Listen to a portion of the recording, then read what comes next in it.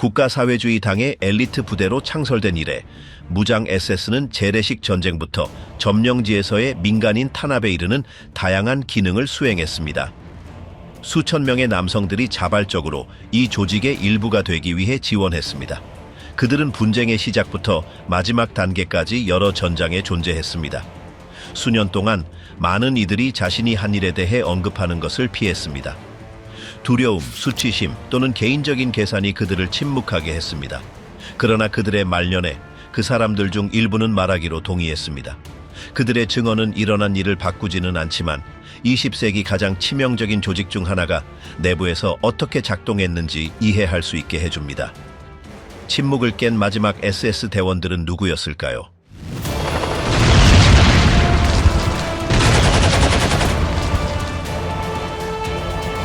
목수에서 피로의 경호원으로. 로쿠스 미슈는 실레시아에서 엄격한 가톨릭 교육을 받으며 그의 삶을 시작했는데 이는 모든 가족의 행동에 반영되었습니다. 어린 나이에 그는 부모를 여의고 고아가 되었습니다. 그는 제1차 세계대전의 참전 용사였던 그의 할아버지에 의해 길러졌는데 할아버지는 권위적이고 거리가 있는 인물이었습니다. 규율로 점철된 이 어린 시절은 그가 나중에 군대 질서에 순응하는데 핵심적인 역할을 했습니다. 젊은 시절부터 그는 간판화가 견습생으로 일했는데 좋은 신체 조건을 가지고 있으며 더 활동적인 운명을 원한다는 것을 깨닫고 그 직업을 그만두었습니다. 20살에 그는 무장 친위대에 입대했습니다. 훈련 후 그는 총통 개인 경호 부대의 신호대대에 배정되었습니다. 로쿠스 미슈가 히틀러의 친밀한 환경에 정식으로 들어간 것은 1940년이었습니다. 그는 전투병사도 정치고문도 아니었고 총사령부 내의 통신 운용자였습니다. 그의 임무는 전화선을 제어하고 내부 메시지 네트워크를 관리하며 항상 연결이 활성화되어 있는지 확인하는 것이었습니다. 젊은 미슈는 히틀러가 어디에 정착하든 그와 함께 이동하도록 선택된 몇 안 되는 사람 중 한 명이었습니다. 알프스에서 동프로이센까지 그는 독일 지도자를 동반하는 소수팀의 일원이었습니다. 그 친밀함은 직접적인 관계나 정기적인 대화를 의미하지 않았습니다. 히틀러는 그의 주변 환경과 형식적인 장벽을 유지했습니다. 명령은 정확했고 계층 구조는 의문시되지 않았으며 각자는 정해진 자리를 차지했습니다. 미슈는 권력의 후반기에서 분쟁의 진화를 직접 목격했습니다. 베르그호프의 총사령부에서 그는 고위 사령관들과의 회의를 목격했습니다. 그곳에서 그는 히물러, 괴링, 괴벨스와 같은 인물들이 긴장된 표정으로 드나드는 것을 보았습니다. 참여하지 않았음에도 불구하고 전화 교환원은 내부 장치의 일부였습니다. 그는 의견을 내지도 개입하지도 않았고 그저 들었습니다. 어떤 정보도 언급하거나 누설하는 것이 금지되어 있었으며 그는 이 규칙을 엄격히 준수했습니다. 시간이 지나면서 그는 경호팀, 특히 파견대장의 신뢰를 얻었습니다. 그 지위는 그가 전쟁의 결정적인 순간 동안 총통 가까이에 머무를 수 있게 해주었습니다. 히틀러가 베르그호프를 떠나 베를린의 새로운 지하 피난처로 옮겨갔을 때 미슈는 그와 함께 벙커로 내려간 소수의 원에 포함되었습니다. 총리실 아래에 있는 그 복합시설은 정권의 마지막 무대가 되었습니다. 1945년 4월부터 벙커 내부의 분위기는 긴장되고 일정해졌습니다. 미슈는 주 사무실에서 불과 몇 미터 떨어진 통신센터에서 일했습니다. 그는 전선 및 제3제국의 다른 당국과 연락을 유지하는 책임자였습니다. 전화는 점점 더 절박해졌고 보고서는 암울했습니다. 베를린은 포위되었습니다. 전반적인 사기가 저하되었습니다. 하지만 내부 질서는 엄격하게 유지되었습니다. 그 마지막 날들 동안 미슈는 조용한 일상의 목격자였습니다. 히틀러는 아침 식사를 하고 지도를 검토하고 명령을 내리고 가장 가까운 측근들과 만났습니다.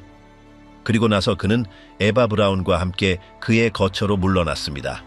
스피커에서는 클래식 음악이 흘러나왔습니다. 분위기는 이상하게도 안정적이었습니다. 아무도 울지 않았고 아무도 소리치지 않았습니다. 오직 체념만이 느껴졌습니다.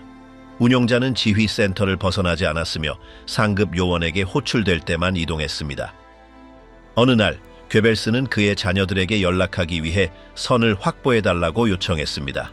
다른 경우에 마르틴 보르만은 그에게 여전히 저항하는 사단들과 개방된 통신을 유지하라고 지시했습니다. 전화 교환대는 정권과 외부의 마지막 연결고리가 되었습니다. 미슈는 무슨 일이 벌어지고 있는지 그 중요성을 이해하지 못했습니다. 그는 지시를 따랐고 번호를 눌렀고 케이블을 연결했으며 그의 주변 세상이 어떻게 사라지는지 지켜보았습니다. 히틀러가 자살하기로 결정했다고 발표한 날 주변은 이상한 침묵에 잠겼습니다. 연설이나 설명은 없었습니다. 지시는 시한화물 캡슐을 배포하고 물류 준비를 확인하는 것으로 제한되었습니다. 미슈는 독일 지도자를 생전에 본 마지막 사람 중 한 명이었습니다. 그는 방에 들어가지 않았지만 옆방에서 총성을 들었습니다. 몇 분 후 그는 시신들이 쌓여 내부 안뜰로 옮겨져 소각되는 것을 보았습니다. 통신원은 다른 사람들이 도주를 준비하는 동안 그의 자리를 지켰습니다. 보르만, 괴벨스 및 다른 고위 지휘관들은 상충되는 계획들을 논의하고 있었습니다. 일부는 그룹으로 나가려고 했고 다른 일부는 소련군을 기다리고 있었습니다. 미슈는 마지막 순간까지 통신선을 계속 운영하도록 지시받았습니다. 그는 중앙본부를 떠나는 것이 허락되지 않았습니다. 그는 내부 통신의 유일한 책임자였습니다. 그는 러시아군이 몇 미터 떨어진 곳에 있다는 것을 알고 있었습니다. 그는 폭발음을 들을 수 있었습니다. 그가 받은 마지막 명령은 적의 손에 넘어가기 전에 장비를 파괴하는 것이었습니다. 그는 서투르게 케이블을 끊고 장치를 분리하고 무너져가는 권력의 마지막 끈들을 잘라냈습니다. 소련군 병사들이 벙커로 들이닥쳤을 때 로우스 미슈는 손을 들고 항복했습니다. 그의 역할은 끝났습니다. 벙커에서 항복한 후 로우스 미슈는 다른 포로들과 분리되어 소련군 병사들에 의해 NKVD가 통제하는 지역으로 끌려갔습니다. 신문관들은 그가 총통의 측근 중 한 명임을 즉시 알아차렸습니다. 그의 역할은 기술적이고 보조적인 것이었지만 마지막 은신처에 있었다는 사실은 그를 매우 가치 있는 증인으로 만들었습니다. 그는 독방으로 끌려가 내용물을 완전히 이해하지 못한 채 문서에 서명하도록 강요받았습니다. 그의 첫 진술에서 그는 자신이 전화 교환원이었고 정치적 또는 군사적 결정에는 전혀 참여하지 않았다고 설명했습니다. 구금 첫 며칠 동안 그는 여러 군 본부 사이를 옮겨 다녔습니다. 상위 장교가 도착할 때마다 그는 증언을 위해 불려나갔습니다. 질문들은 히틀러의 마지막 순간들, 보르만의 움직임, 그리고 다른 지도자들의 위치에 초점을 맞추었습니다. 미슈는 자신이 기밀회의에 참여하지 않았으며 자신의 업무는 오로지 기술적인 것이었다고 반복해서 주장했습니다. 그럼에도 불구하고 그가 국가원수와 물리적으로 가까웠다는 점은 그를 사실 재구성의 핵심 인물로 만들었습니다. 그 후 그는 다른 고위급 포로들과 함께 기차로 모스크바로 이송되었습니다. 여행은 여러 날 동안 닫힌 마차 안에서 지속적인 감시 아래 이루어졌습니다. 도착하자마자 그는 루비앙카 감옥에 수감되었고 그곳에서 신문은 더욱 강렬해졌습니다. 그곳에서 그에게 사진, 도면, 그리고 문서들을 보여주었습니다. 그들은 그에게 얼굴을 식별하고 이름을 대고 목소리를 묘사해달라고 요청했습니다. 그의 보조적인 역할에도 불구하고 소련군은 히틀러의 죽음을 확인할 수 있는 세부 정보를 얻으려고 주장했습니다. 여러 차례 그는 국제 언론에 유포된 모순된 증언들과 대면했습니다. 일부는 히틀러가 탈출했다고 주장했습니다. 다른 일부는 그의 자살을 부인했습니다. 미슈는 자신이 목격한 것을 반복해서 말했습니다. 그는 총성을 들었습니다. 그는 시체를 직접 보지는 않았지만 그것을 꺼낸 사람들을 알아보았습니다. 그 진술만으로도 신문관들은 그의 증언을 유효하다고 판단하기에 충분했습니다. 그 이후로 관심은 내부 지휘 계통, 보안 규약, 그리고 벙커 내부의 일상적인 절차를 확인하는 데 집중되었습니다. 몇 주간의 신문 끝에 그는 모스크바 외곽의 노동 수용소로 이송되었다. 그곳에서 그는 건설 및 유지 보수 작업을 배정받았다. 날씨는 혹독했고 식량은 부족했으며 감시는 끊임없었다. 그는 다른 독일 병사들과 공간을 공유했지만 대부분은 그의 과거를 알지 못했다. 그는 벙커에 대해 이야기하는 것을 피했다. 눈에 띄지 않게 지내는 것을 선호했다. 어떤 부적절한 말이라도 그의 목숨을 앗아갈 수 있다는 것을 알고 있었다. 시간이 지나 그는 더 북쪽에 있는 다른 수용소로 보내져 벌목 작업을 했다. 조건은 훨씬 더 가혹했다.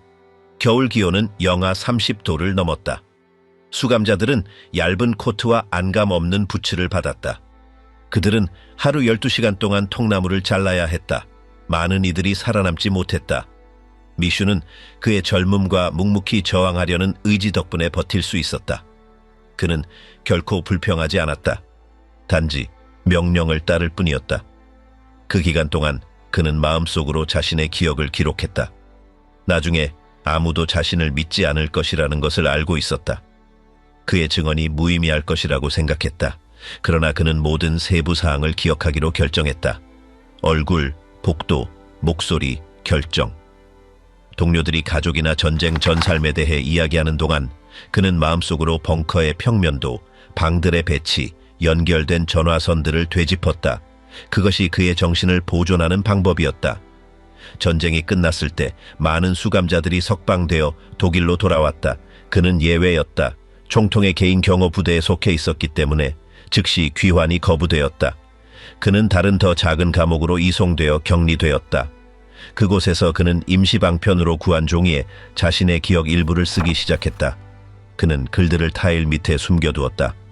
그것들이 발견되어 파괴될까봐 두려워했다. 그 조각들 중 하나에는 그가 마지막 며칠 동안 집무실로 들어오는 것을 본 사람들의 명단을 작성했다. 8년간의 감금 끝에 소련 당국은 예고 없이 그를 석방하기로 결정했다. 그들은 그를 기차역으로 데려가 서류도, 돈도, 연락처도 없이 그곳에 남겨두었다. 그는 자신의 상황을 설명할 수 있는 국경 초소를 찾을 때까지 몇 시간 동안 걸었다. 경관들은 그를 확인하고 동독으로의 입국을 허용했다. 그곳에서 그는 가족의 일부가 여전히 살고 있던 서베를린으로 여행했다. 돌아왔을 때 그는 폐허가 된 도시를 발견했다. 그의 옛 동네는 잔해 아래 사라져 있었다. 거리는 알아볼 수 없었다. 사람들은 파괴된 건물에 살거나 방을 공유했다. 아무도 그를 볼 것이라고 예상하지 못했다. 그의 이름은 어떤 생존자 명단에도 없었다. 일부는 그가 전투에서 사망했다고 믿었다. 다른 이들은 그가 히틀러와 함께 도망쳤다고 말했다. 그는 자신의 신원을 증명하는 데 필요한 서류를 모으는데 몇 주가 걸렸다. 마침내 그는 전직 군인으로 등록되었고 공동주택을 배정받았다. 첫 몇 년 동안 그는 자신의 경험에 대해 이야기하는 것을 피했다. 공범으로 지목될까봐 두려워했다. 그는 일자리를 찾는 데 주력했다. 건축 자재 상인으로 일자리를 찾았다. 그는 조용히 지냈고 전직 군인들과 교류하지 않았으며 과거에 대한 질문에 답하는 것을 피했다. 그의 아내는 그를 지지했지만 또한 침묵을 요구했다. 그들에게는 어린 딸이 있었고 가능한 결과로부터 딸을 보호하고 싶어 했다. 수년이 흐르면서 일부 언론인들은 히틀러 주변과 관련된 이름들을 추적하기 시작했다. 그들 중 한 명이 미슈를 찾아 인터뷰를 요청했다.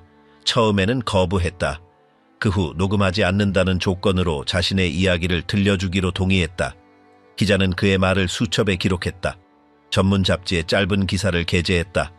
큰 영향은 없었지만 제3제국의 마지막 날들에 대한 관심을 다시 불러일으켰다. 시간이 흐르면서 더 많은 기자들이 다가왔습니다. 몇몇은 음모론을 확인하고 싶어 했습니다. 다른 이들은 인간적인 접근 방식을 찾고 있었습니다.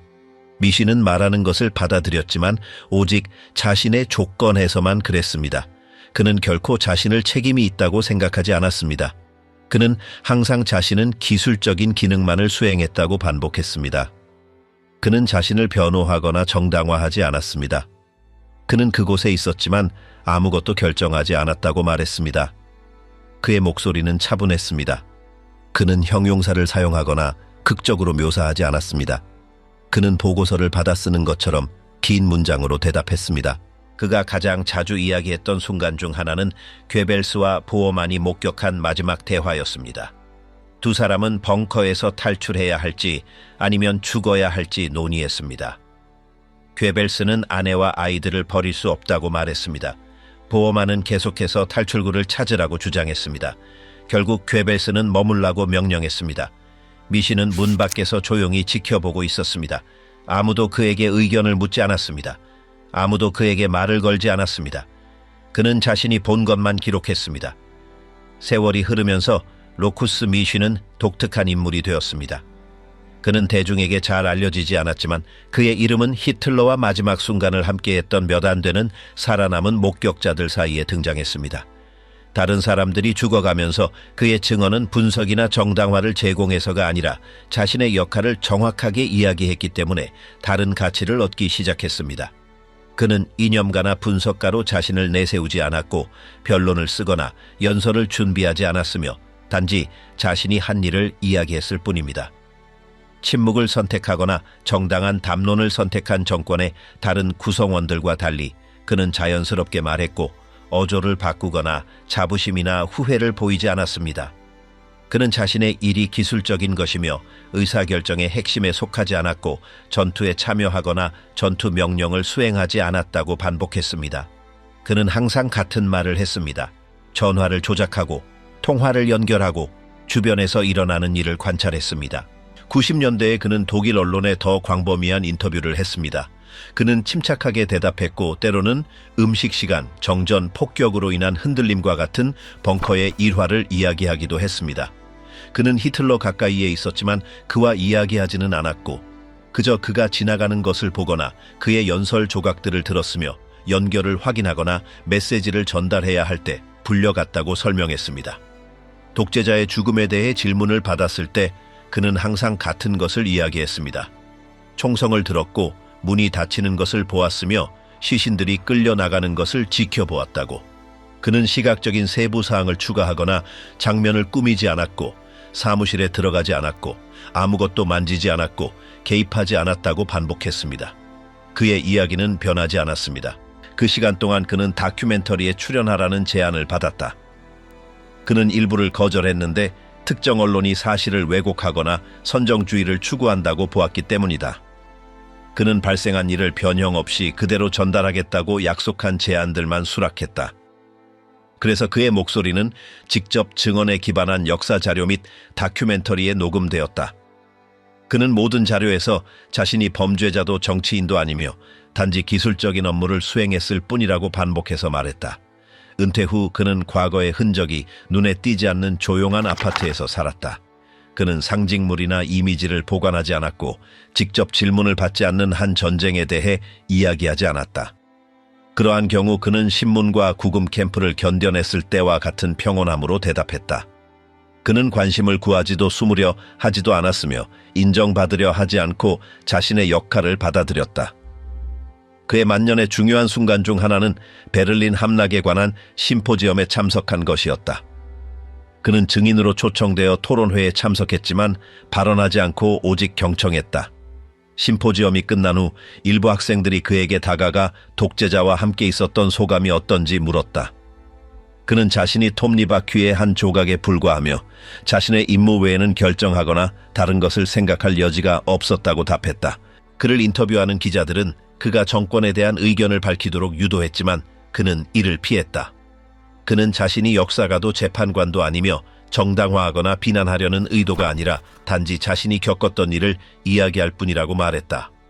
그는 부드러운 말이나 추측을 사용하지 않았고 자신이 사건에 휩쓸린 세대의 일원이었으며 이제 그의 유일한 역할은 자신이 기억하는 것을 이야기하는 것이라고 설명했다. 만년에 그는 나이에 따른 건강 문제를 겪었다. 그는 일반 병원에서 치료를 받았으며 공인이 아니었다. 그는 제도적 지원을 받지 못했고 그의 존재를 아는 대부분은 연구자나 전쟁을 겪었던 사람들의 가족이었다. 그는 추모 행사나 공식 행사에 참여하지 않았고 몇 년 전 자신을 인터뷰했던 일부 기자들과만 연락을 유지했다. 죽기 얼마 전 그는 한 국제 방송사와 긴 인터뷰를 녹음했다.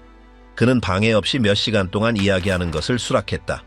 그들은 히틀러의 얼굴, 벙커의 분위기, 마지막 날들의 그의 목소리가 어떠했는지 물었다. 그는 복도, 끊임없는 긴장, 길어진 침묵을 묘사하며 극적으로 대답하지 않았다. 그는 일부는 울고 있었고 다른 이들은 그저 기다리고 있었다고 말했다. 그 녹음은 편집되어 다큐멘터리 시리즈로 제작되었다. 그 시리즈에서 그는 나무 테이블에 앉아 있었고 시선은 확고했으며 목소리는 안정적이었다. 그는 감정 없이 사실을 되짚는 사람처럼 말했으며 날짜를 숨기거나 이름을 바꾸지 않고 자신의 업무가 선을 연결하고 메시지를 전달하는 것이라고 항상 반복했다. 그의 마지막 공개석상에서 사람들은 그에게 왜 벙커의 마지막까지 남아 있었는지 물었다. 그는 이념이나 충성심 때문이 아니라 그곳이 자신이 있어야 할 곳이었기 때문이라고 답했다. 그는 갈 곳이 없었고 그의 상사들은 도망쳤거나 죽었으며 아무도 그에게 나가라고 말하지 않았고 전화가 계속 작동했기 때문에 그는 남아 있었다. 마지막 순간까지 그는 자신의 임무를 계속 수행했다. 그는 딸과 함께 집에서 사망했습니다. 그는 간단한 유언장을 남겼습니다. 그는 회고록을 쓰거나 책을 출판하지 않았고 단지 그의 증언이 기록으로 보존되는 것을 승인했을 뿐입니다. 그의 목소리는 나치 정권의 종말을 내부에서 목격한 마지막 목소리 중 하나로 기록되었습니다. 아무도 그를 공개적으로 기리거나 비난하지 않았습니다. 그는 주인공들의 죽음과 함께 사라진 시대의 구술 기록의 일부가 되었습니다. 그는 자신의 역사를 다시 쓰거나 자신의 역할을 부인하려고 하지 않았습니다. 그는 히틀러의 벙커에서 직통 전화 교환원이었습니다. 그것이 그가 한 일이었습니다. 그것이 그가 말하기로 결정한 이야기였습니다. 에리히 프리프케, 무심코 고백한 나치 장교. 1947년에 에리코 프리프케라는 이름의 독일 시민이 가명을 사용하여 아르헨티나에 입국했습니다. 승객 명단에는 오토 파페로 기재되어 있었고 직업은 정비사라고 밝혔습니다. 그의 최종 목적지는 산카를로스 대 바릴로체였으며 그는 그곳에서 곧 존경받는 상인으로 지역사회에 통합되었습니다. 그 당시 아는 사람이 거의 없었던 것은 검소한 태도를 지닌 독일 출신의 그 남자가 나치의 학살기구의 일부였다는 사실이었습니다. 제2차 세계대전 동안 그는 SS 대장이었으며 로마의 게슈타포 연락관으로 상관인 헤르베르트 카플러의 직속 부하였습니다. 1944년 3월에 두 사람은 파르티잔의 공격으로 독일인 한 명이 사망할 때마다 이탈리아인 10명을 살해하라는 아돌프 히틀러의 명령을 집행하는 책임이 있었습니다. 프리프케는 335명의 민간인들을 아르데아틴의 동굴의 석회암 채석장으로 이송하는 것을 도왔는데 그곳에서 그들은 5명씩 머리에 총을 맞아 처형되었습니다. 시신을 숨기기 위해 입구는 폭발물로 폭파되었습니다. 희생자 중 75명은 유대인이었으며 그들 중 다수는 로마의 게토에서 무작위로 선별되었습니다. 수십 년 동안 프리프케의 과거는 소문에 불과했습니다. 바릴로체에서 그는 지역 내 영향력이 강했던 독일 아르헨티나 문화협회장을 역임했으며 이 협회는 프리모 카프라로 독일 학교를 운영했습니다. 그의 기관 내 역할은 그를 공개 행사와 지역사회 행사에서 눈에 띄는 영향력 있는 인물로 만들었습니다. 1989년에 당시 리오네그로 신문 기자였던 에스테반 부흐는 바릴로체 거주자이자 협력자 과거를 가진 벨기에 화가툰 메스에 대한 조사를 시작했습니다. 그 과정에서 여러 이웃들은 프리프케를 나치즘과 연관이 있을 수 있는 인물로 언급했습니다. 기자는 인터뷰를 요청했습니다. 대답은 긍정적이었습니다. 그들은 이미 유럽 축제에 대한 이전 기사를 통해 서로를 알고 있었습니다. 만남은 같은 해 9월 12일에 이루어졌습니다. 프리프케는 독일 학교 도서관에서 그를 맞이했습니다. 대화는 독일 공동체와 문화협회에서의 그의 활동에 대한 언급으로 시작되었습니다. 마지막 무렵 공식 인터뷰가 끝난 후에 프리프케는 질문을 받지도 않았는데 로마 학살에 자신이 직접 가담했다고 언급했습니다. 그의 말에 따르면 그 총살은 보복 행위였지만 전쟁 원칙에 따라 합법적이었다고 합니다. 여전히 녹음기가 켜져 있던 기자는 그 진술들을 기록했습니다. 2년 후인 1991년에 부흐는 툰 메스 인물에 초점을 맞춘 아르헨티나 스위스의 화가라는 책을 출판했습니다. 짧은 단락에서 그는 프리프케와 나치 점령기 동안 이탈리아 민간인 처형에서의 그의 역할에 대해 언급했습니다. 그 책은 대중적인 반응을 얻지는 못했지만 지역적으로는 어느 정도 유통되었습니다. 작가는 자신도 모르게 아르헨티나 영토 내에 전쟁 범죄자가 존재한다는 중요한 단서를 제공한 셈이었습니다. 3년 후 미국 ABC 뉴스 방송사의 프로듀서인 달리라 헤르브스트가 또 다른 나치 요원인 라인하르트 코프스를 찾기 위해 바릴로체에 도착하기 전까지는 거의 아무도 그 사실에 주목하지 않았습니다. 머무는 동안 헤르프스트는 부흐의 책을 발견하고 프리프케에 대한 단락에 주목했습니다. 그는 비공식 인터뷰를 주선하는 데 성공했고 그 인터뷰에서 그 독일인은 자신의 신원과 로마에서의 과거를 인정했습니다. 얼마 후 언론인 샘 도널드슨이 이끄는 프라임타임 라이브 프로그램 팀이 프리모 카프라로 연구소 출구에서 카메라를 들고 프리프케에게 접근했습니다. 전직 장교는 카메라 앞에서 자신이 1944년에 이탈리아 수도에 있었고 게슈타포에 속했으며 335명의 인질 처형에 참여했다고 인정했습니다. 이 영상은 1994년 5월 6일에 ABC 채널에서 반경되었습니다. 국제적인 반향은 즉각적이었습니다. 이탈리아 법무부는 텔레비전에 의해 수집된 증거를 바탕으로 그의 송환을 요청했습니다. 프리프케는 아르헨티나에서 체포되어 사법 절차가 진행되는 동안 바릴로체의 자택에서 가택 연금 상태로 있었습니다. 그 과정에서 지역사회는 엇갈린 반응을 보였습니다. 많은 사람들이 그를 재판에 회부하는 결정을 지지했지만 상당한 비중을 차지하는 한 부문은 도시에서의 수십 년 생활, 교육 활동, 그리고 그의 정직함을 들어 구금된 그에 대한 지지를 표명했습니다. 일부 지역 언론은 심지어 그를 칭찬하는 대중 캠페인을 추진하며 모범적인 시민으로서의 그의 역할을 강조하고 그가 기소된 범죄를 경시하기도 했습니다. 그 시기 동안 주어진 여러 인터뷰에서 프리프케는 자신의 입장을 되풀이했습니다. 그는 단지 상부의 명령을 따랐을 뿐이며 처형은 합법적인 전쟁 행위였다고 주장했습니다. 그는 개인적인 책임을 부인하고 모든 것이 행정적인 문제였다고 주장했습니다. 의무적 복종 개념에 기반한 이러한 방어선은 수십 년 전 뉘른베르크 재판에서 광범위하게 기각되었습니다. 그러나 피고는 변함없이 이를 고수했습니다. 그의 공개 발언에서 그의 어조는 단순히 타인의 결정을 처리하는 관료의 것이었습니다. 몇 달간의 외교적 노력 끝에 아르헨티나 대법원은 그의 송환을 승인했습니다. 1995년 11월 20일 에리히 프리프케는 로마행 비행기에 탑승했습니다. 도착하자마자 그는 아르데아틴의 동굴에서 저지른 반인도적 범죄로 재판을 받았습니다.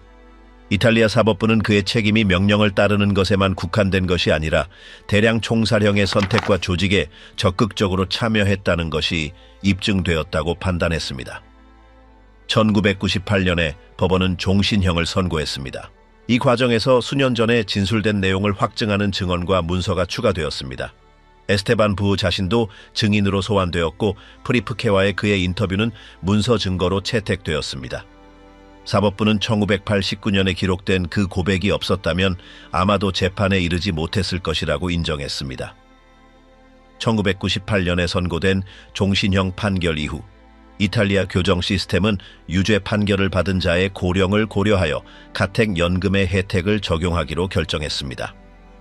프리프케는 로마 발두이나 지역에 위치한 아파트에서 말년을 보냈습니다. 그곳에서 그는 정기적으로 인근 거리를 산책하고 카페에 자주 드나들며 옛 지인들과 연락을 유지했습니다. 이러한 맥락에서 그의 인물은 이탈리아 민족주의 및 극우 단체에게 상징적인 성격을 띠게 되었습니다. 그의 추종자 중 일부는 그에게 사적인 헌정식, 옛 동지들과의 모임, 그리고 기념 행사를 조직했습니다. 전쟁 범죄로 유죄 판결을 받았음에도 불구하고 로마를 자유롭게 거니는 프리프케의 모습은 이탈리아 사회에서 광범위한 논쟁을 불러일으켰습니다. 그 기간 동안 그는 언론과 작가들과 인터뷰를 가졌다. 그는 항상 같은 입장을 유지했다. 사건 현장에 있었음을 인정했지만 그의 행동이 정권의 위계질서 구조의 결과라고 주장했다. 그는 후회를 표현하지 않았고 자신의 역사적 역할을 재검토하지도 않았다. 여러 차례 그는 자신을 유죄 판결한 재판에 반대하며 자신이 정치적 작전의 희생양이었다고 주장했다. 그는 반유대주의 혐의를 부인했고 아르데아틴의 동굴 학살이 범죄였다는 것을 부정했다. 이러한 발언들은 동정심을 얻기는커녕 이탈리아 및 국제사회의 상당 부분으로부터의 비난을 재확인시켰다. 2013년 7월 한 세기를 채우기 몇 달 전 그는 로마 거리에서 산책하는 모습이 사진에 찍혔다. 사진 속 그는 늙었지만 여전히 명료해 보였다. 얼마 후 그는 자신의 마지막 유언을 담은 비디오를 녹화했다. 그 영상 유언에서 프리프케는 아내와 함께 바릴로체시에 묻히기를 요청했는데 그곳은 그가 40년 넘게 살았던 곳이다. 같은 메시지에서 그는 자신의 과거에 대한 충실함은 우리의 신념과 관련된 것이라고 주장하며 자신의 과거를 다시 한번 정당화했다. 그의 마지막 말은 용서나 화해의 제스처가 아니라 자신의 이데올로기를 재확인하는 것이었다. 2013년 10월 11일 에리히 프리프케는 로마 자택에서 자연사했다. 그의 변호사 파올로 지아키노는 그가 마지막 날까지 의식이 있었다고 밝혔다. 소식이 알려지자 국제 언론은 이 사건을 다시 다루었다. 아르헨티나 정부는 외교부를 통해 발표한 짧은 성명을 통해 이 전직 나치 장교의 유해가 국내로 들어오는 가능성을 강력히 거부했다. 성명에 따르면 아르헨티나인들은 이러한 종류의 인간 존엄성에 대한 모욕을 받아들이지 않는다. 공식적인 거부는 프리프케가 위조 신분으로 아르헨티나에 입국했으며 나중에 반인도적 범죄로 송환되었다는 사실에 근거했다. 아르헨티나 유대인 협회 대표단 DAIA 또한 아르헨티나 영토 내에서의 가능한 매장에 반대 의견을 표명했다. 줄리오 슐로세르 회장은 공개적으로 우리는 전쟁 범죄자가 이 나라에 묻힐 수 있다고 생각하지 않는다라고 선언했다. 아르헨티나 남부에 있는 그의 아내 유해가 안치된 묘지 당국 또한 불편함을 표명했다. 이 문제는 새로운 시위와 성명 물결을 불러일으켰다. 한편 전 나치 장교의 직계 가족들은 언급을 피했다. 바릴로체에 거주하는 그의 아들 호르헤 프리프케는 일부 지역 언론이 접촉을 시도했음에도 불구하고 공개적인 발언을 하지 않았다. 아들의 아내는 가족이 상실감으로 인해 매우 힘들어한다고만 표현했다. 바릴로체 씨는 차례로 전 나치 고위 인사들의 존재와 역사적 관계에 다시 직면했다. 침묵의 협정 감독인 다큐멘터리 제작자 카를로스 에체베리아는 프리프케가 지역 독일 공동체에 적극적으로 통합되어 그 폐쇄적인 집단 내에서 긴밀한 관계를 유지했다고 회상했다. 프리프케는 호텔 지배인으로 일했고 나중에는 육가공 식품점을 열었다. 그는 기관 행사에 참여했으며 도시에서 독일 공동체의 일원으로 알려져 있었다. 로마 학살에 대한 그의 연루는 수십 년 동안 공공연한 비밀이었지만 에스테반 부흐의 책 출판과 외국 언론의 개입 전까지는 아무도 공식적으로 그를 고발하지 않았다. 이 사건은 나치즘의 수십 명의 도망자들이 파타고니아에 구축한 보호망을 드러냈다. 사이먼 비젠탈 센터는 아르헨티나 주재 대표 세르히오 위더를 통해 프리프케의 죽음이 전쟁 범죄자 추적이 나이에 의해 제한될 수 없다는 것을 상기시키는 것으로 이해되어야 한다고 밝혔다. 위더는 아르헨티나가 나치 정권의 수많은 구성원들에게 특권적인 피난처였으며 이러한 보호는 여러 정부의 책임이었다고 강조했다. 그에 따르면 프리프케의 이야기는 망각의 위험에 대한 경고로 받아들여져야 했다.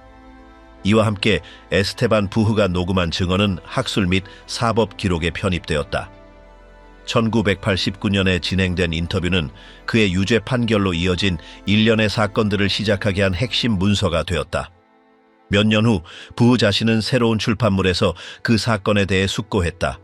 그는 프리프케의 고백이 자발적이었고 죄의식이 없었으며 마치 자신이 밝히는 것의 심각성을 깨닫지 못하는 것 같았다고 주장했다. 그 기자는 그 대화가 전 세계적인 영향을 미칠 것이라고는 결코 상상하지 못했다. 프리프케의 사건은 살아있는 나치 전범에 대한 마지막 사법 절차 중 하나로 남았다. 그것은 또한 많은 대량 학살 책임자들을 보호했던 오랜 침묵의 상징이기도 했다. 다른 고위 관리들과 달리 프리프케는 비밀 기록이나 전문 조사관에 의해 발각된 것이 아니라 일상적인 인터뷰 도중 압력 없이 이루어진 고백으로 인해 드러났다. 그의 마지막 말은 용서를 구하는 요청이나 윤리적 성찰이 아니라 자신의 행동을 재확인하는 것이었다. 그는 어떠한 범죄도 저지르지 않았다고 확신하며 사망했고 나치 탄압에 대한 자신의 참여를 기능적 의무로 변호했다. 그의 이야기는 저지른 범죄뿐만 아니라 아무도 듣지 않는다고 생각했을 때 그가 그것들을 이야기하기로 선택한 방식 때문에 기록되었다. 학교 도서관에서의 인터뷰, 지역 기자의 책, 그리고 텔레비전 카메라가 그를 50년 동안 도망쳤던 곳으로 되돌려 놓았고 이로써 살아남은 마지막 SS 장교 중 하나의 삶을 마감했다. 크리스티앙 드라 마지에르, 결코 용서를 구하지 않았던 자원봉사자. 크리스티안 데라 마지에르는 제1차 세계대전 이후 명성의 일부를 잃었던 프랑스 귀족 가문에서 태어났다. 그는 어린 시절부터 대중적인 영향에서 벗어나 엄격한 훈련 속에서 자랐다. 그의 환경은 보수적이고 민족주의적이었으며 전통 질서의 이상과 관련이 있었다. 제2차 세계대전이 발발했을 때 그는 겨우 10대였지만 그 갈등은 그의 생각을 형성하기 시작했다. 세월이 흐르고 독일의 프랑스 점령이 자리 잡으면서 그는 조국의 방향에 점점 더 환멸을 느끼기 시작했다. 공허한 애국적 연설과 내부 분열은 그를 비시 정부나 레지스탕스와의 어떠한 동일시에서도 멀어지게 했다. 그에게 공산주의는 독일 정권보다 더 큰 위협이었다. 점령 초기에 그는 협력주의 언론에서 기자로 일했다. 그의 참여는 우연이거나 강요된 것이 아니었다. 그는 볼셰비키주의에 대항하는 통일된 유럽의 필요성을 굳게 믿었다. 이러한 생각은 그가 결정적인 발걸음을 내딛게 했다. 1944년에 겨우 20살이었던 그는 볼셰비키주의에 대항하는 프랑스 자원봉사자 군단에 입대했으며 이 부대는 무장 친위대 소속이었다. 그는 압력이나 경제적 필요 때문이 아니라 이념적 신념 때문에 그렇게 했다. 샤를마뉴 사단에 합류한 것은 그의 환경에 의해 지지되고 의심 없이 받아들여진 신중한 결정이었다. 그는 그 순간을 맥락에 의해 강요된 표류가 아니라 그의 신념과 일치하는 행동으로 묘사했다. 독일에서 초기 훈련을 마친 후 그는 동부 전선으로 보내졌다. 그곳에서 그는 전쟁의 진정한 모습을 알게 되었다. 동쪽으로의 여정은 그를 육체적으로나 정신적으로나 극한 상황에 직면하게 했다.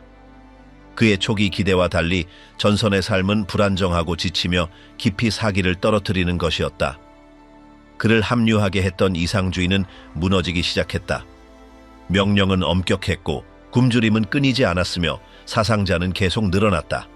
그럼에도 불구하고 그는 자신의 부대에 머물렀고 맡겨진 지시를 수행하며 눈에 띄지 않았지만 타령하지도 않았다. 그는 피할 수 없는 패배의 분위기 속에서 제3제국의 마지막 달 동안 포메라니아 방어에 참여했다. 소련의 공세는 멈추지 않고 진격하여 진지를 휩쓸고 외국 부대들을 포위했다. 그는 붉은 군대의 포로로 잡혔고 이후 프랑스 전쟁 포로로 이송되었다. 포로 생활 동안 그는 고문을 당하거나 신체적 보복을 당하지 않았지만 끊임없는 감시에 노출되었다. 구금은 그가 자신의 여정을 되돌아볼 수 있게 해주었지만 그의 생각은 즉시 바뀌지 않았다. 사실 한동안 그는 무장 친위대 소속에 대한 어떠한 언급도 피했다. 그가 프랑스로 돌아왔을 때 그는 자신의 과거를 숨겼다. 그는 아무 일도 없었던 것처럼 시민 생활로 돌아와 제사회화되었다. 아무도 그가 친위대의 검은 제복을 입었다는 것을 알지 못했고 그는 그 침묵을 유지하는 데 힘썼다. 그는 전선이나 후퇴, 포로 생활에 대해 이야기하지 않았다. 그는 언론에서 경력을 다시 시작했고 심지어 유명 잡지에서 일하기도 했다. 침묵은 10년 이상 계속되었다. 프랑스 사회가 점령에 대한 기억을 다시 돌아보기 시작했을 때에야 비로소 불편한 질문들이 떠올랐다. 60년대에 협력주의의 이미지가 재검토되기 시작했다. 일부는 자신들의 잘못을 인정했지만 다른 이들은 과거를 계속 숨겼다. 라마지에르는 침묵을 지켰다. 하지만 다큐멘터리 비탄과 동정, 르샹린 에틀라 피티에에 대한 그의 참여는 그 침묵의 약속을 깼다. 카메라 앞에서 그는 자신이 샤를마뉴 사단 디비션 샤르망의 일원이었음을 처음으로 고백했다. 그는 명백한 후회의 어조로 말하지 않았고 그렇다고 자부심으로 말하지도 않았다. 그는 그저 사실들을 이야기했다. 그는 자신이 어떻게 입대했는지, 무엇이 그를 동기부여했는지, 그리고 그 경험이 그의 삶에서 무엇을 의미했는지를 말했다. 그는 그것을 공개적으로 인정한 몇 안 되는 프랑스인 SS 전역자 중 한 명이었다. 그 선언은 그의 삶을 바꾸었다. 즉시 그의 주변은 분열되었다. 일부는 그를 비난했고 다른 이들은 그를 옹호했다. 그는 자신으로서는 자신의 완전한 버전을 쓰기로 결정했다. 사로잡힌 몽상가 The Captive Dreamer라는 책이 그러한 충동의 결과였다. 그 책에서 그는 전쟁을 겪었던 과정, 민간인 생활로의 복귀, 그리고 여러 해 동안 그를 따라다닌 내적 갈등을 상세히 이야기한다. 그는 자신의 행동을 정당화하려 하지 않고 자신이 결정을 내린 맥락을 설명하고자 했다. 그는 그 당시 공산주의에 대한 투쟁이 많은 젊은 프랑스인들에게 합법적인 명분으로 보였다고 주장했다. 또한 그의 교육이 규율과 질서가 최고의 가치인 위계적 구조를 추구하도록 그를 미리 준비시켰다고 주장했다. 무장 SS 와펜 SS는 그에게 그런 모델을 제공했다. 그의 마지막 인터뷰에서 그는 더 명확하게 이야기했다. 그는 더 이상 자신의 잘못을 숨기려 하거나 자신을 피해자로 내세우려 하지 않았다. 그는 자신이 범죄 조직의 일원이었음을 인정했지만 그의 동기는 반유대주의나 증오가 아니라 볼셰비즘에 대한 이념적 투쟁이었다고 주장했다. 그는 그 명분이 잔혹한 정권에 의해 도구화되었음을 인정했지만 모든 SSSS 대원들이 처형자는 아니었다고 강조했다. 그의 마지막 말에서 그는 자신의 세대가 선전과 시대의 긴급성이 도덕적 판단을 왜곡시킨 총력전에 휩쓸렸다고 주장했다. 그는 용서를 구하지 않았지만 자신의 행동의 결과 또한 부정하지 않았다. 그것은 회피 없이 하지만 명시적인 공개적 후회 없이 그의 이야기를 끝내는 모호한 방식이었다. 죽기 전에 그는 수정주의자 집단과는 거리를 두었다. 그는 전역자 모임이나 추모식에 참석하지 않았다. 그는 독서와 글쓰기에 전념하며 조용하고 평범하게 살았다. 그의 고백은 그의 책과 그가 출연한 다큐멘터리에 기록되었다. 그 기록들에서 그는 한 젊은 이상주의자가 어떻게 20세기 가장 두려운 조직 중 하나에 입대하게 되었는지를 증언했다. 그의 증언은 속죄를 구하는 것이 아니라 맥락이 어떻게 개인들을 극단적인 결정으로 이끌 수 있는지에 대한 적나라한 시각을 제공한다. 그의 이야기는 모호함이나 회피 없이 자신의 과거를 인정한 몇 안 되는 프랑스인의 목소리 중 하나로 남았다. 크리스티앙 드라 마지에르가 전쟁 후 프랑스로 돌아왔을 때 그는 즉각적인 재판에 직면하지 않았습니다. 그의 이름은 수배자 명단에 없었고 지인들에게도 고발당하지 않았습니다. 그는 이러한 상황을 이용하여 자신의 과거를 숨겼습니다. 그는 눈에 띄지 않게 평범한 일상을 보냈습니다. 여러 해 동안 그는 패션 저널리즘과 문화 출판물 협력에 전념했습니다. 이러한 조용한 삶은 그의 방패였습니다. 그는 전쟁과 관련된 어떤 대화도 피했습니다. 그는 무장 친위대에서의 경험이나 동부 전선에서 보낸 몇 달에 대해 언급하지 않았습니다. 이러한 침묵은 나치 정권에 협력했던 많은 다른 사람들과 공유되었으며 그들은 프랑스로 돌아왔을 때 개인 역사의 그 단계를 지우는 것을 선호했습니다. 시간이 지나면서 그 암묵적인 협정은 균열이 가기 시작했습니다. 60년대부터 프랑스의 집단 기억은 변하기 시작했습니다. 레지스탕스의 영웅적인 이미지는 의심을 받았고 협력은 더 이상 금기시되는 주제가 아니었습니다. 바로 그러한 맥락에서 마르셀 오프힐스는 프랑스 독일 점령의 복잡성을 보여주는 다큐멘터리 비탄과 연민을 연출했습니다. 그 제작물에서 크리스티앙 드라 마지에르는 인터뷰 대상자 중 한 명으로 등장했습니다. 그는 카메라 앞에서 이야기하는 것을 수락했고 처음으로 자신이 무장친위대 샤를만유 사단에서 복무했음을 밝혔습니다. 그의 증언은 솔직한 어조와 감정적인 정당화의 부재로 놀라움을 주었습니다. 그는 과거를 숨기거나 동정을 구하지 않고 단순히 사실을 이야기했습니다. 그 여파는 즉각적이었습니다.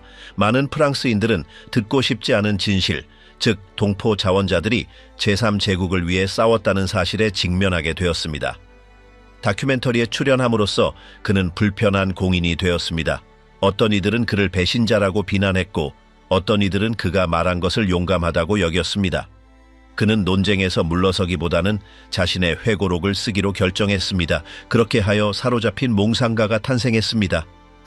이 책에서 그는 어린 시절부터 노년까지의 삶을 재구성했습니다. 제목은 전쟁 중 그의 정신 상태를 암시했습니다. 즉, 자신의 이상에 갇혀 현실에 대한 왜곡된 시야에 이끌린 사람이었습니다. 그는 관용을 구하지 않았지만 다른 사람을 비난하지도 않았습니다. 그는 죄를 확장하거나 판단을 나누지 않고 자신의 개인적인 여정에 집중했습니다. 생애 말년에 그는 몇 번의 서면 인터뷰에 응했지만 텔레비전에서 다시 말하는 것은 피했습니다. 그 만남에서 그는 차분한 태도를 유지했으며 이전의 진술을 변경하지 않았습니다. 그는 나치즘에 대한 자신의 지지가 완전하거나 교리적이지 않았다고 반복해서 말했습니다. 그는 정권의 반유대주의나 인종 이론을 공유하지 않았습니다. 그는 혼란에 맞설 수 있는 새롭고 강력하며 규율 잡힌 유럽이라는 생각에 끌렸습니다. 그 혼란은 그에 따르면 대륙을 위협하고 있었습니다. 그러한 이상적인 유럽은 결코 존재하지 않았지만 1940년대에는 많은 젊은이들이 그러한 약속에 유혹되었습니다. 그의 책은 그 환상이 그의 세대 중 여러 구성원을 어떻게 사로잡았는지 설명하려고 했습니다. 그들을 면죄하지는 않았지만 그러한 지지를 가능하게 한 조건을 보여주었습니다. 그의 회고록에서 그는 또한 공개 고백 이후에 찾아온 고독에 대해서도 이야기했습니다. 몇몇 지인들은 그에게 말을 걸지 않게 되었습니다. 일부 일자리의 문은 닫혔습니다. 그의 이름은 협력주의와 연관되었고 비록 사법적으로 재판받지는 않았지만 사회적인 비난에 직면했습니다. 그러한 반응은 그를 놀라게 하지 않았습니다. 그는 자신의 이야기를 공개함으로써 위험을 감수했다고 단언했습니다. 그는 이해나 인정을 기대하지 않았습니다. 단지 자신의 증언이 기록되기를 원했습니다. 그는 역사가 비록 잘못되었더라도 스스로의 결정으로 참여한 사람들의 이야기도 담아야 한다고 생각했습니다. 그는 그러한 목소리가 검열된다면 집단 서사가 불완전해질 것이라고 믿었습니다. 그것이 그의 책을 출판한 주된 동기였습니다. 그는 자신이 봉사했던 정권의 책임을 결코 축소하려 하지 않았음을 분명히 했다. 그는 어떠한 부정 시도도 거부했다. 그는 제3제국을 그리워하는 사람들이 주최한 행사에는 참여하지 않았다. 그는 수정주의 운동과는 거리를 두었다. 그의 삶은 외부에 드러나는 정치적 소속 없이 사적으로 흘러갔다. 그는 어떠한 헌사나 공개적인 논란 없이 익명으로 사망했다. 그러나 그의 증언은 자발적으로 무장 친위대에 입대한 프랑스인으로서의 몇 안 되는 진솔한 이야기 중 하나로 남았다. 그는 속죄하거나 자신을 정당화하려 하지 않았다. 그는 자신의 삶을 가감없이 드러내어 독자들이 그의 결정을 해석하도록 했다. 그에게 있어 그것은 도덕적 모호함과 이념적 광신으로 점철된 시대를 이해하는 데 기여할 수 있는 부분이었다. 책의 마지막 부분에서 그는 시간과 기억에 대해 숙고했다. 그는 전쟁은 끝나지만 압력해 내려진 결정은 영원히 남는다고 말했다. 그는 자신의 젊은 시절이 오늘날에는 용납될 수 없는 길로 이끌었음을 인정했다. 그는 사실을 부정하지 않았고 무지 속에 숨지 않았다. 그의 이야기는 꾸밈이나 감정적인 정당화 없이 선형적이었다. 그는 사실을 조작하지 않고 있는 그대로의 자신의 이야기를 하는 것이 과거를 대면하는 유일한 품이 있는 방식이라고 생각했다. 그러한 의도로 그는 자신의 이름이 프랑스 역사상 가장 논란이 많은 사건 중 하나와 연관될 것임을 알면서 작품을 마쳤다. 그는 연민을 구하지 않았다. 그는 단지 자신의 말을 들어달라고 요청했을 뿐이다. 크리스티앙 드라 마지에르는 자신의 행동의 결과를 완화하기 위해 회피 전략을 사용하거나 자신의 경험을 왜곡하지 않았다. 대신 그는 자신을 나치 정권에 봉사하는 전투원으로 이끌었던 길을 서면으로 기록하기로 선택했다. 그의 증언의 첫 페이지부터 그는 무장 친위대에 합류하기로 한 자신의 결정이 우연이나 무지의 산물이 아니었음을 설명했다. 그는 자신이 어떤 조직에 편입되는지 알고 있었다. 그는 유럽과 국제 정치에 대한 자신의 시각과 그 당시 일관성이 있다고 생각했던 일련의 사상에 의해 추진되어 완전한 성숙기에 그렇게 했다. 그는 질서, 규율, 민족주의에 대한 강한 중어를 가진 보수적인 환경에서 교육받았다. 그러한 지적 기반은 그가 무질서와 분열로 인식한 것에 대한 해독제로서 권위주의의 담론을 받아들이기 쉽게 만들었다. 그의 마지막 성찰에서 라마지에르는 자신의 삶의 그 단계를 지우거나 완화하려 하지 않았다. 그는 압력이나 필요에 의해서가 아니라 신념에 따라 친위대에서 봉사하기로 선택했음을 인정했다. 동부 전선에서의 그의 복무는 직접적인 폭력 때문이라기보다는 동료들에게서 관찰한 이념적 측면 때문에 그에게 깊은 흔적을 남겼다. 그는 일부가 나치즘의 원리를 전적으로 수용하는 반면 그와 같은 다른 이들은 군사적 복종과 커져가는 윤리적 불편함 사이에 갇혀 있음을 보았다. 그는 훈련의식, 선전, 전투 지침, 그리고 이 모든 것이 질문하는 것을 배신으로 간주하는 분위기를 어떻게 조성했는지 설명했다. 그러한 환경에서는 의심의 여지가 없었다. 각자의 역할은 도덕적 간섭 없이 명령을 수행하는 것이었다. 샤를 만유 사단에서 복무하는 동안 그는 동유럽의 전투 지역에 주둔했습니다. 그는 학살이나 민간인에 대한 행동에 참여하지 않았다고 주장했지만 그러한 범죄가 근처에서 일어났다는 것을 부인하지는 않았습니다. 그의 임무는 감시, 통신 및 다른 부대와의 조정을 포함했습니다. 그 기능은 그에게 특권적인 위치에서 나치 군사구조의 내부 작동을 관찰할 수 있도록 해주었습니다. 그는 말살의 논리가 이론적 설명 없이 작전 명령에 자연스럽게 통합되는 방식을 기록했습니다. 그 기계는 내부 저항 없이 작동했습니다. 그의 말에 따르면 그 기구는 아무도 질문을 하지 않도록 만들어졌고 질문을 하는 사람은 즉시 고립되었습니다. 제3제국의 붕괴와 함께 크리스티앙 드라마지에르는 항복했고 포로 수용소에 수용되었습니다. 그는 여러 구금시설을 거쳤고 한 번 이상 신문을 받았습니다. 처음에는 그는 자신의 친위대 소속을 숨기고 이념적 직책이 없는 일반 사병으로 자신을 소개했습니다. 그 누락은 그가 즉각적인 보복을 피할 수 있도록 해주었습니다. 몇 달 동안 그는 다른 프랑스인 포로들과 함께 지냈는데 그들 중 일부는 이전 레지스탕스 회원이었습니다. 그는 석방될 때까지 자신의 진짜 신원에 대해 침묵을 지켰습니다.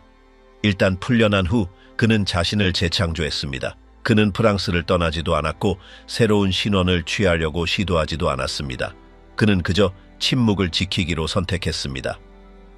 20년 이상 동안 그 전략은 효과가 있었습니다. 협력이나 나치 구조에 대한 프랑스의 참여에 대해서는 이야기가 없었습니다. 사회는 그러한 집단적 기억 상실을 유지하는 것을 선호했습니다. 상황은 다큐멘터리 비탄과 연민이 출판되면서 바뀌었습니다. 그 작품에 출연하는 것을 수락함으로써 그는 자신을 보호했던 자발적인 침묵을 깼습니다. 그 순간부터 그의 삶은 드러난 진실의 무게로 인해 상흔이 남았습니다. 그의 가족은 기자들에게 질문을 받았고 그의 이웃들은 그를 불신하며 바라보았으며 그의 직업 환경은 적대적으로 변했습니다. 물러서기보다 그는 자신의 이야기를 글로 쓰기로 결정했습니다. 그가 출판한 책은 자기 연민의 행위가 아니었습니다. 그것은 또한 복수가 아니었습니다. 그것은 공식적인 서술에서 종종 생략되는 것을 말로 표현하려는 시도였습니다. 괴물도 광신자도 아니었으면서도 20세기 가장 억압적인 정권 중 하나에 참여했던 사람들의 진정한 동기. 마지막 장들에서 그는 자신에게 가해진 도덕적 판단을 다루었습니다. 그는 용서받거나 재활될 것을 기대하지 않는다고 말했습니다. 그는 자신의 이름이 영원히 국가적 배신과 연결될 것임을 알았습니다. 그는 그것을 냉정하게 받아들였습니다. 그는 자신의 경우가 잘못된 이상주의의 위험성을 보여주는 예가 될 수 있다고 생각했습니다. 그는 자신을 비판하는 사람들을 비난하지 않았습니다. 그는 단지 자신의 증언이 만화적 형태로 축소되지 않고 분석되기를 요청했습니다. 그는 악이 관료적인 방식으로 극적인 요소 없이 강렬한 감정 없이 나타날 수 있다고 주장했습니다. 그에 따르면 그러한 종류의 악은 일상적인 결정, 기술적인 정당화, 비인격적인 명령에 스며들기 때문에 더욱 위험합니다. 악의 평범함은 그에게 이론적인 개념이 아니었습니다. 그는 그것을 가까이서 보았고 당시에는 깨닫지 못했지만 그 일부를 이루었습니다. 라마지에르는 자신의 노년에 대해 이야기하면서 자신의 결정들이 주는 무게를 짊어지고 살았음을 인정했다. 그는 과거와 단절하려 하지 않았다. 그의 삶은 도덕적 경계를 넘었던 한 남자의 삶이었고 되돌아간다 해도 그 흔적은 지울 수 없음을 알고 있었다. 그는 연민을 구하지 않았지만 또한 자신을 하나의 꼬리표로 축소시키는 것도 받아들이지 않았다. 그는 자신과 같은 일을 겪었던 많은 다른 사람들이 죽을 때까지 침묵하기를 택했음을 알고 있었다. 그는 말하기를 택했다. 그는 외부의 압력이나 대가 없이 개인적인 결정으로 그렇게 했다. 비록 늦었지만 그 행동은 역사적 기억에 기여하는 그의 방식이었다. 자신을 정당화하기 위함이 아니라 공포의 변두리에서조차 비록 잘못되었을지라도 자신의 이야기가 명확하게 전달되어야 함을 알았던 사람들이 존재했음을 기록으로 남기기 위함이었다. 그는 카메라에서 멀리 떨어진 곳에서 어떤 헌사나 마지막 스캔들 없이 죽었다. 그의 이름은 몇몇 언론 기사에서 언급되었는데 항상 SS에서의 그의 과거와 관련해서였다. 공개적인 장례식이나 가족의 성명은 없었다. 그의 알려진 마지막 말은 그의 책에 쓰여 있는데 가장 큰 벌은 타인의 거부가 아니라 자신이 결코 넘어서는 안 될 선을 넘었다는 확실성이다 라고 그가 주장하는 구절에서다. 이 문장은 그의 증언의 어조를 요약한다. 장식도, 극적인 표현도, 사면 요청도 없었다. 마치 결국 자신의 이야기의 진정한 가치가 아무것도 숨기지 않는 것에 있음을 이해한 것처럼 그저 날 것에 정확하고 일관된 서술이었다. 크리스티앙 드라 마지에는 발언한 몇 안 되는 사람 중 한 명이었습니다.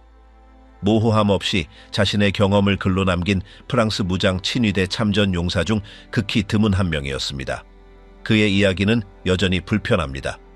왜냐하면 악에 가담하는 것이 항상 괴물 같은 얼굴을 하고 있지는 않다는 것을 보여주기 때문입니다.